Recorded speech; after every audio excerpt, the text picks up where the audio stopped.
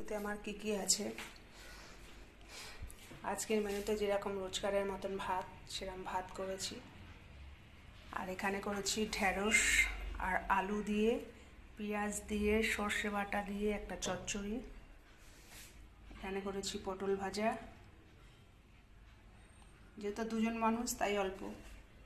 আর এখানে করেছি কাটা বোনা মাছের মানে রুই মাছের ঝোল, আলু দিয়ে আর ঝিঙে দিয়ে। এই যে একটা মাছ দেখা যাচ্ছে, আর মাছগুলো নিচে আছে, তার জন্য দেখতে পাচ্ছ না।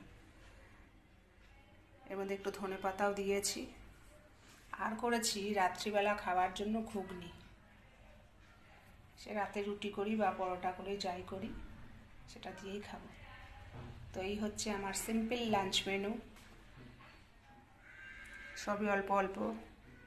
আর আমি এই সময় তোমাদেরকে কেন জানো ফেস দেখাতে চাই না, তার কারণ হচ্ছে আমি তো কাজের মধ্যে থাকি, চুলগুলো পুরো এলোমেলো হয়ে থাকে পাগলিদের মতো, ওই জন্য এই সকালবেলাটা আমি কাউকে ফেস দেখাতে চাই না। তো আমার মেনুটা কেমন ছিল তোমরা একটু জানিও, একটু কমেন্ট করো, ভালো লাগলে লাইক কমেন্ট করে আমার পাশে থেকো, ঠিক আছে? টাটা। আর সবাই মিলে ভাগ করে অল্প অল্প অল্প অল্প করে খেয়ে নিও। টাটা।